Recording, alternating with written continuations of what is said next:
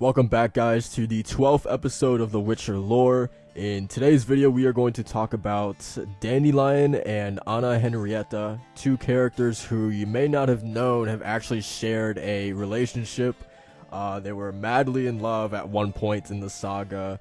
It's actually a really funny story that the backstory actually kind of spanned two books. From Tower of Swallows, we started getting a little information about it, and then it went on to Lady of the Lake, where Geralt and the Hansa actually went to Toussaint and met Anna Henrietta for the first time. And then also, like, if you guys were wondering, if you guys actually remember in the Blood and Wine DLC, when Geralt, I think it's the very first conversation Geralt has with the Duchess, she says to him, "Oh, are you traveling alone? Is Viscount Julian not with you?" Which Viscount Julian is Dandelion's real name. And obviously Geralt says to her, "Oh, would you have wanted to see Dandelion again?" And she says to Geralt that it's something along the lines of how she regrets how everything ended. Like, they shouldn't have put Dandelion on the death penalty. Like, they shouldn't have done that to him. That she would have rather, if she was able to go back in time, she would have rather just put Dandelion in a cell to rot for the rest of his life. So first of all, that automatically, begs the question, if you don't know the story, what the hell did Dandelion do to kind of bring the wrath of the Duchess, right? What's the story between them? So yeah, that's what we're gonna talk about. It's a very, very cool story, and so yeah, let's hop into it. So really, the start of this story begins with sort of in the middle of Tower of Swallows, where Geralt and the gang have just added Angoulême to their little Hansa, and between their group, they're all kind of debating what their next move should be from this elf that has placed a hit on Geralt. And thankfully, Angoulême has tipped off Geralt in the group that, hey, this guy has pretty much sent put a bounty on your head, right? But of course the elf doesn't know that, so we can get the jump on him. And thanks to Angoulême, we know where he is and all that kind of stuff. So Geralt and the group are deciding, okay, we should send a small team out there to get information from him, to find out who's the one who hired the elf to, kill Geralt, right, in the first place. And then we should send another group over to Toussaint to meet with the druids of Died-Ku. So ultimately what ends up happening is you have one group comprised of Geralt, Cahir, and Angoulême heading off to meet with this nightingale and handle that situation, while you have the second group comprised of Regis, Milva, and Dandelion going to ride through the Sans-Retour Valley and head over to Toussaint. But now here's the interesting thing, is when, the groups are kind of decided and Dandelion hears that he's going to be in the small team that goes to Toussaint, he very quickly kind of voices his disapproval of that. He's like, no, I absolutely can't. There's not a chance. Like, I cannot go there. But Geralt kind of quickly cuts him off, and he's like, shut up. This isn't a debate. It was an order from the Hansa's leader. You're going to Toussaint with Regis and Cahir, and you'll wait for us there. Toussaint means death for me. If I'm recognized in Beauclair at the castle, then I'm dead. Geralt, I have to tell you. No, you don't, the Witcher interrupted. It's too late. You could have turned back, but you didn't want to. You remained in the company, in order to rescue Ciri. Am I right? You are.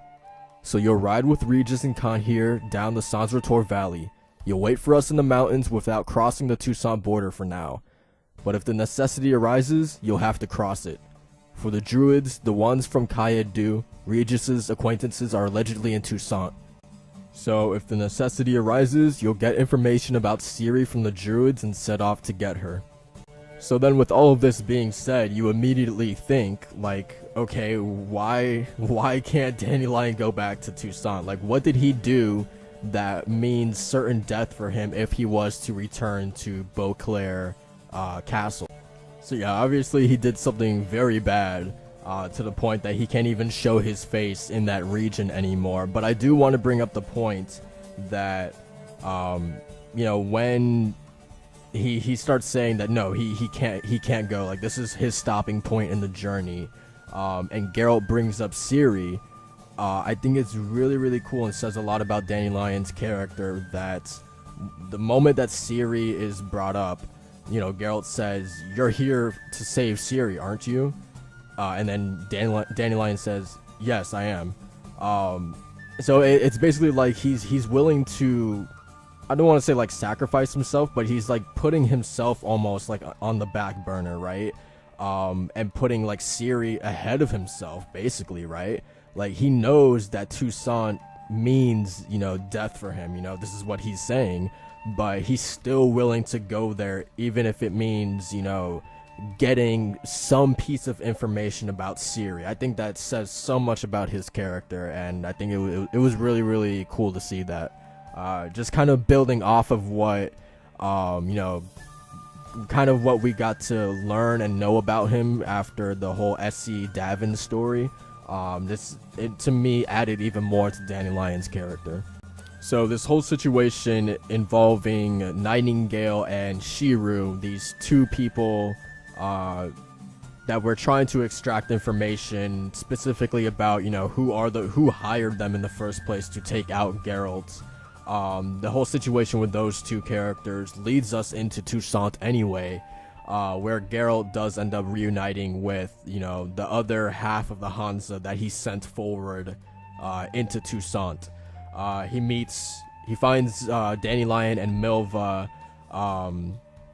kind of not hiding, but kind of taking a stand in this house because they're like surrounded by Nightingale and Shirou's kind of gang members. They're like surrounding the house, so you have Dandelion and Milva taking a stand in the house, and they're also protecting like a couple pilgrims in the house as well. Geralt actually comes in with, if you guys remember from Blood and Wine, Baron the Peyrac Peyrin, who Geralt met like literally just before he arrived to the scene. They had just met. So yeah, it's Geralt and Baron the Peyrac Peyrin, and then riding in is a bunch of other checkered knights from Toussaint. They come riding in, and they kind of like fend off, the gang Nightingale and Shirou's gang members. They kind of fend them off, and then those two specifically run off into the forest, right? So the threat has been evaded for now.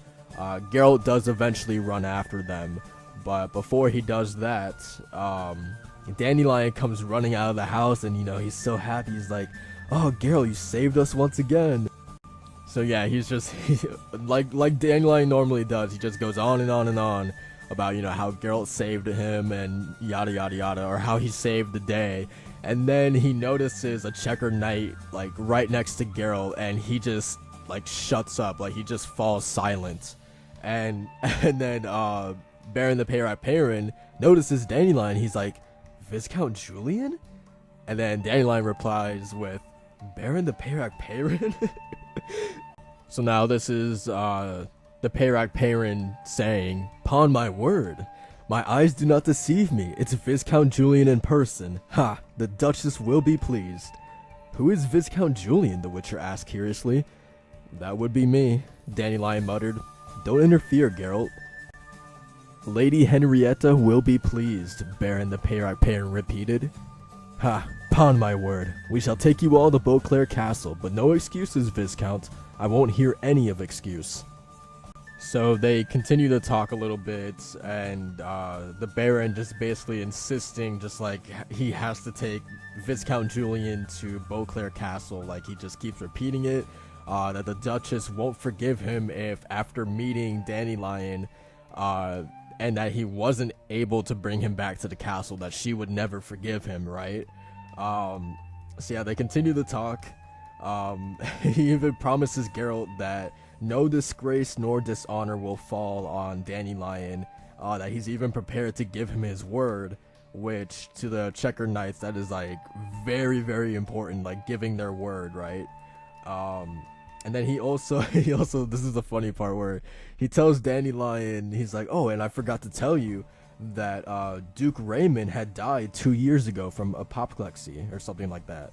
Yeah, he died 2 years ago. And then Dandelion just like livens up and he's like, he starts laughing. And he's just he's just like full of life again, you know? And he's like, the Duke kicked the bucket, huh? These truly are marvelous and joyous tidings. I meant to say sorrow and grief, a great loss. May the earth lie lightly on him. If that is the case, then let's ride with all haste to Beauclair, noble knights. Geralt, Milva, and Angoulême, I'll see you in the castle. So, it's just the moment that he hears that this Duke had died 2 years ago. He's just like, oh, okay, we can go to the castle. Like, let's go. I'm ready to go whenever you guys are. So yeah, I thought that was really funny. Even though that we don't know the story behind this Duke, like, we can infer that something that, you know, obviously this Duke is tied to why Dandelion would be dead if he showed up in Beauclair Castle. Like, we can infer that. But now Dandelion learning that this guy is dead, I mean, obviously based off, you know, his reaction to it, he feels much differently about going to Beauclair Castle now.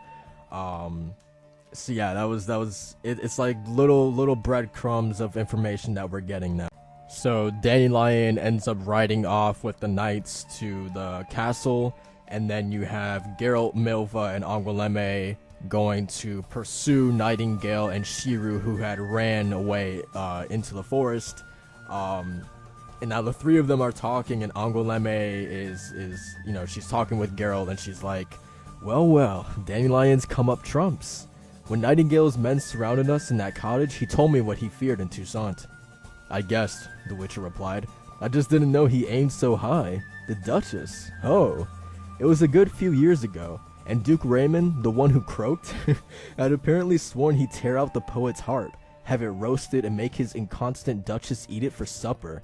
Dandelion's lucky he didn't fall into the Duke's clutches while he was still alive. We are also lucky. That remains to be seen. Dandelion claims that Duchess Henrietta is madly in love with him. Dandelion always claims that. So thanks to Angoulême, we basically know, we have a pretty good idea what Dandelion did. He basically just like jumped in the wrong pair of pants, right? Like, and, I mean, we know the guy, we know Dandelion, this is what he does, right? He was basically just messing around with Anna Henrietta, the Duchess, while she was still with the Duke, Duke Raymond, and obviously we can kind of put the pieces together that the Duke eventually found out, and that made Dandelion, like, basically it drove him out of town, right? Like, he ran away probably the minute that the Duke found out about their little relationship, their little behind the scenes relationship, right? So yeah, thanks to Angoulême, we're starting to put the pieces together. Dandelion got involved with someone that he shouldn't have. The Duke found out, and because of that, he got the fuck out of there as quickly as possible, right? But that's not the whole story, or at least we definitely get to find out a little bit more. So yeah, this was definitely like the first half. This was everything that happened, you know, pertaining to Dandelion and the Duchess's relationship in Tower of Swallows. We learn a lot more in Lady of the Lake, so let's talk about the second half. So we're fast forwarding a little bit. The whole fight and situation revolving around Nightingale and Shiru has been somewhat resolved, and now the Hansa is heading over to Beauclair Palace to meet with the Duchess. So they're talking with this knight who is escorting them to the palace. And he's basically reassuring Angoulême of all these great things that the palace is going to have, that there's going to be balls, feasts, banquets, revels, and even poetry. He tells them, you guys are friends of Dandelion's, for heaven's sake. Of Viscount Julian's, I meant to say. And the Lady Duchess is most fond of the latter. And now Angoulême says, I'll say, he was bragging about it. What was the truth about that love? Do you know that story, Sir Knight? Do tell. Angoulême, said the Witcher. Do you have to know? I don't, but I want to. Don't whine, Geralt, and stop being sullen, for at the sight of your mush, roadside mushrooms pickle. And you, Sir Knight, say on. So then the knight says, It occurred these 6 summers past, began the knight. The poet tarried with us all winter and spring. He played his lute, sang romances, and declaimed poetry. Duke Raymond was actually staying in Sintra at a council. He didn't hurry home. It was no secret he had a paramount in Sintra. And the Duchess and Lord Dandelion? Beauclair is strange indeed and spellbinding. It is full of amatory enchantment. You shall see for yourselves. As the Duchess and Lord Dandelion learned then. They noticed not, from verse to verse, from word to word, from compliment to compliment, pauses, glances, and sighs. To put it briefly, both came to an intimate understanding. How intimate? Said Angoulême. One was not an eyewitness, said the knight coolly. So he's basically like, I don't know, I didn't see. It is not seemly to repeat rumors. Besides, as my good lady undoubtedly knows, love has many faces, and it is a most relative thing how intimate was the understanding. Kahir snorted softly. Angoulême had nothing to add. And so, the knight continued, the Duchess and Lord Dandelion messed around in secret for some 2 months, from Bellatine to the summer solstice, but they disregarded caution.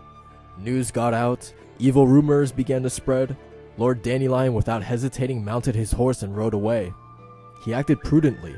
As it turned out, for as soon as Duke Raymond returned from Sintra, an accommodating serving lad informed him of everything. As soon as the Duke found out what an insult he had suffered and how he had been cuckolded, he was seized by yellow bile, as you may imagine. He overturned a tureen of broth on the table, cleft the informer lad with a hatchet, and uttered scabrous words. He then punched the marshal's face and smashed a great coherent looking glass before witnesses. Then he imprisoned the Duchess in her chambers and, having threatened her with torture, extracted everything from her. At which point he sent after Lord Dandelion, ordered him to be put to death without clemency, and his heart torn from his very breast. For having read something similar in an ancient ballad, he meant to fry his heart and force Duchess Henrietta to eat it in front of the entire court.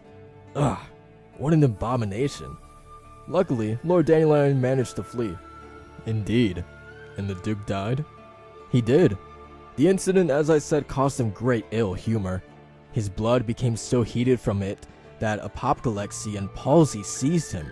He lay like a plank for nigh on a year, but he soon recovered, even began to walk. Only he winked one eye ceaselessly, like this.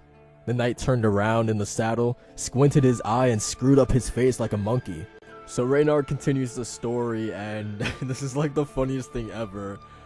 He tells the group that when, the sickness left this Duke Raymond with his eye kind of in a bad shape, it was so bad that it was just like winking endlessly, right? This is what he's telling the group. And so the Duke, when he's just kind of like walking around on the street with this winking eye, and he's looking at women, like women are actually thinking, oh, like he's winking at me because he fancies me. He's got some kind of fondness for me, right? That's got to be why he's winking at me, when in reality it's just like, nah, dude, he's fucking sick and his eye just can't stop winking. So then this leads to probably like the worst way to go, or actually this might be a good way to die. I don't know, it's up to you guys what you guys think, but eventually his winking eye gets him to sleep with many women, right? So one time he's in bed with a woman, and he gets struck again by the sickness, the apoplexy. It's a really hard word to say, but he gets struck with that illness again, and he dies in the bedchamber with this woman. And Angoulême is like, atop a dame, like he died like on top of a girl. And then the knight the knight's like, in truth beneath one, actually. The details are unimportant. But yeah, so that was like really funny that he died underneath a girl. So yeah, man, that was how the Duke Raymond met his end, and that's kind of like the last. How would you say, like, the last barrier between Dandelion and the Duchess Anna Henrietta, right? Now with him out of the way, Dandelion is free to go after her. So now that we have been told what happened to the Duke months and months ago, we kind of fast forward to Geralt's Hansa arriving in Beauclair Palace. Dandelion has already been there for some time, and it's sufficient enough to say that him and the Duchess have already rekindled their old relationship.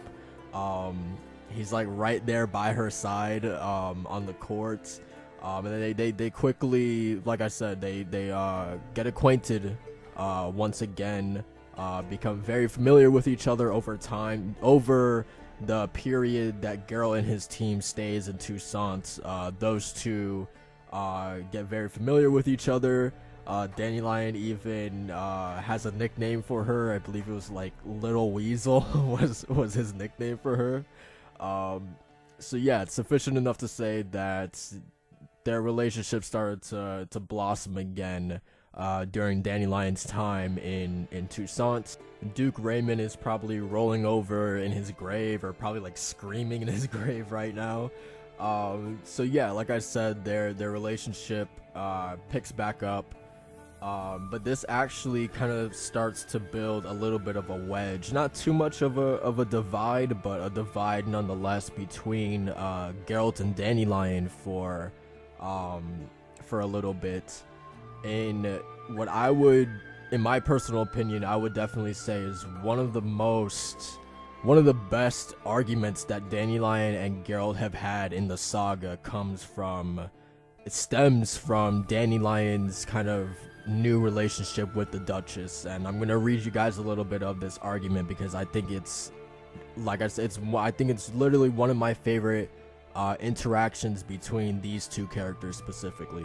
And I think this conversation is even more important, or it makes this conversation even more important because it is just these two in the room. It's just Geralt and Dandelion talking to each other. Like, none of the Hansa members are here. Milva, Regis, Kahir, Angoulême, the Duchess, Fringilla Vigo, like, nobody's here. It's just these two best friends that have been here literally since the beginning of the saga, just kind of like spilling their guts and hashing it out a little bit. So this really begins with Geralt asking Dandelion for some horses because, you know, Dandelion is now, you know, buddy with the Duchess, right? So him being able to get some horses for the Hansa should be an easy attainable thing for him, you know, for someone who's so close to the Duchess now. So yeah, Dandelion's like, yeah, no problem, I can do that. But then he says, but I am a little surprised by your haste. And Geralt replies, my haste surprises you? You better believe it. October is ending and the weather is visibly worsening. Snow will fall in the passes any day now. And you're surprised by my haste? The Witcher nodded. But I'm glad you reminded me. Sort out some warm clothing, some furs. I thought, Dandelion said slowly, that we could sit out the winter here, that we could stay here. If you want to stay, Geralt blurted out, then stay. I do. Dandelion stood up suddenly and put down his lute, and I will. The Witcher audibly sucked in air and said nothing. I'm staying, Dandelion repeated. I love Henrietta, and she loves me. Geralt still said nothing. You'll have your horses, continued the poet. I'll order them to prepare you a thoroughbred mare called Roach naturally. You'll be equipped, well stocked with food, warmly dressed, but I sincerely advise you to wait till the spring. Henrietta, am I hearing you right? The Witcher finally regained his voice, or do my ears deceive me? Your intellect, snapped the troubadour, is certainly blunt. I can't speak for your other senses. I repeat, we love one another. Henrietta and I'm staying in Toussaint with her. In what role? Lover, favorite, or perhaps a ducal consort? Frankly, I'm indifferent in principle to our formal and legal status, but one cannot rule anything out, including marriage. So first of all, it's crazy Dandelion is talking about marriage with the Duchess. Like, that's crazy.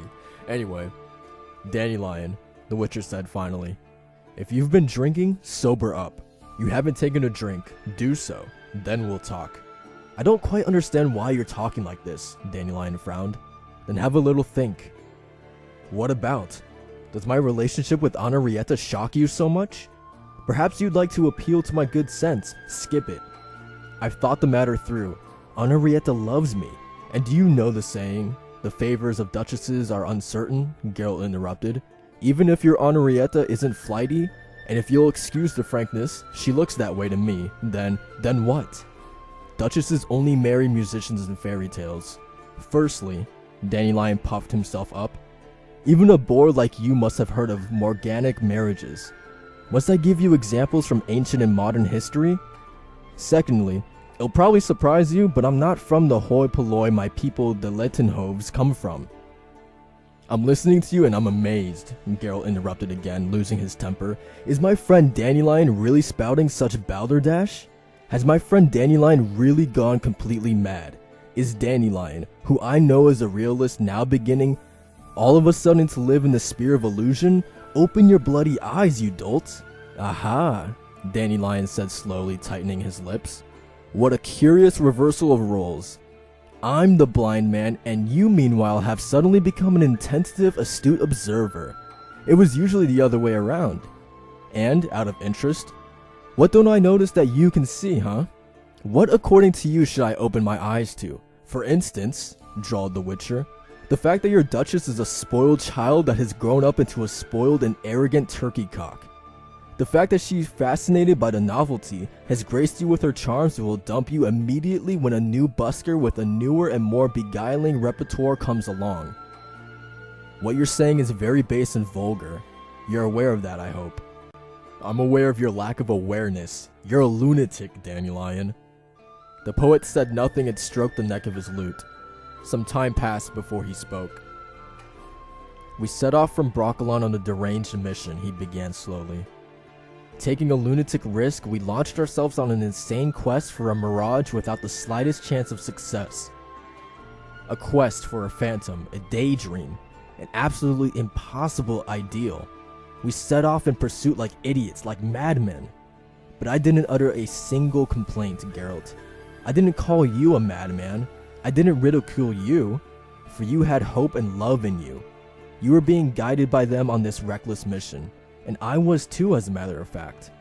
But I've caught up with the mirage, and I was lucky enough that the dream came true. My mission is over. I've found what it is so difficult to find, and I intend to keep it. Is that insanity?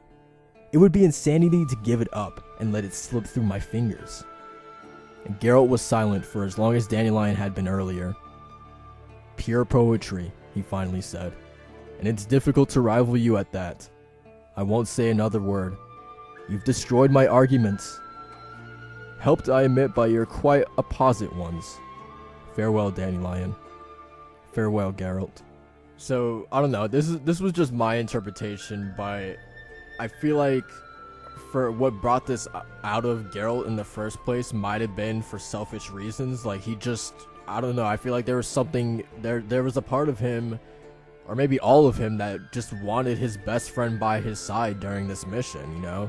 I don't think there's anything wrong with that, but at the same time, he by doing this, he was kind of denying Dandelion of you know, his end goal, right? Like, Dandelion, he says that he's reached the end of his mission. Like, he's found what so many people struggle to find, and my interpretation is like almost Geralt's selfishness would kind of deny Dandelion of that that thing that he was ultimately able to find. I could be completely off, but that's just kind of how I read it.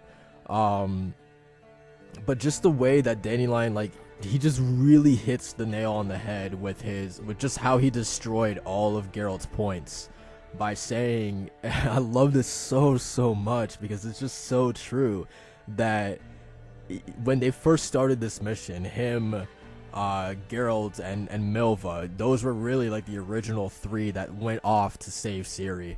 When they first started off this mission, they did so without hesitation, right? They literally rode out there like madmen, like they were insane, throwing all caution out of the wind, right? Like no hesitation, because this was all for Ciri. They rode out there with love and hope in their hearts, despite how insane and crazy this mission might have seemed, because they were riding with those intentions and those feelings in their hearts. That didn't matter, because this was for going out there and rescuing Ciri, right? And because of that, Dandelion didn't utter a word. He didn't tell Geralt how insane this was, how crazy this mission was, because his intentions were, out of love, were for getting Ciri back. So that's why Dandelion didn't say anything like that. And now you kind of have the kind of the literal reversal of roles, where Dandelion has essentially, or at least he thinks he's found the light at the end of his tunnel, and you have Geralt kind of ridiculing and telling him just how insane and ludicrous this is, that Dandelion has found his happy ending. And Dandelion's like, that's kind of messed up. When when you were kind of going through a similar thing with this mission to save Ciri, I didn't ridicule you. I didn't say that you're a lunatic for going off on this mission. Like, I did nothing but support you, so why can't you support me with, something like this? I don't know. And just Geralt saying, you know what, you're right. Like, you've completely destroyed all my arguments. I thought it was a absolute... I think when I think about it, I said that twice. But when I really sit down and think about it, this is probably my favorite, just this conversation between these two characters. I really, really enjoyed it. So yeah, man, that's basically it for kind of the relationship stuff that happens in the Beauclair Palace. So now we're literally jumping way to towards the end of Lady of the Lake, and Geralt and his team have already set off to find Ciri. Not gonna spoil what happens. Definitely not gonna spoil. But now Geralt has rescued Ciri. He's actually riding back to Toussaint, and he finds Dandelion in a very let's just say in another situation that needs that calls for him to be saved yet again. So we have Geralt and Ciri riding together through Toussaint to check on Dandelion, and they literally find this man on the scaffold about to be beheaded. It's really funny, man. But yeah, he's about to be beheaded, and literally last second, a ducal order from the Duchess herself comes in, basically saving Dandelion's life. Which I find a little weird, because it's the same person who put him on the scaffold in the first place also saved his life. So yeah, this rider comes in with the order. He's like, stop the execution, stop. And so the order from the Duchess herself basically pardons Dandelion for all of his misgivings and his evil deeds that he's done since Geralt has been gone. So yeah, she basically pardons him. But then, on top of that, he has to leave Toussaint, and he can never come back, because his presence offends the Duchess. So, he's free to go, but he can never come back to Toussaint ever again. So yeah, that was really funny. And then also, the idiot Dandelion, he's like, the moment that he hears about this, he's like, but what about my property? And he goes listing off all these things that he owns, that he's been given since he's been in Toussaint. He's like, what about this and this and this? And Geralt's in the crowd. He's like, you idiot, shut up and get off of there, let's go, before they change their minds or something like that. I thought that was really funny. So yeah, Dandelion is freed, but what exactly did he do to be placed on the scaffold to be beheaded? And so let's hear it from Dandelion's mouth. Let's hear it from himself. He says, I will tell you this, little Weasel has a good and understanding little heart. In truth, she got somewhat carried away when she caught me with young Neek, the Baron's daughter. But now she's sure to have cooled off, understood that a man isn't created for monogamy, She's forgiven me and is no doubt waiting. You're hopelessly stupid, started Geralt, and Ciri confirmed. She thought the same with an energetic nod of her head. And that, my friends, concludes the story of the lovely, enchanting Duchess Anna Henrietta and Dandelion, aka Viscount Julian. If you guys were ever wondering, you know, that moment where Anna Henrietta mentions Dandelion, for sure, you guys, people must have thought, like, okay, there's definitely a story between those two characters. I wonder what happened. This is basically the full story. A lot of drama just between, you know, Dandelion and the Duchess hooking up, and then the Duke Raymond finding out and then wanting Dandelion's head after finding that out. The Duke dies. And then the Duchess and Dandelion get to hook up again for a period of time. Dandelion cheats on her, he gets put on the scaffold, then he gets pardoned, and then he gets to leave, but he can never come back. It's a pretty loaded story, but a pretty enjoyable one that I thought was worth talking about. Did not expect this to be so long, man, because like literally this isn't even like that long. Like it's only like a handful of pages that I took from to talk about. But man, I don't know how I made this a 40-minute video, man. I don't know how I managed to do that. But yeah, if you guys enjoyed this video, drop a like. Really appreciate it, man. These are very time-consuming videos, but I definitely enjoy making them. So yeah, that's pretty much it for this one, guys. Thank you guys for watching so much as always, and yeah, I'll see you guys in the next Witcher lore video. Have a good one.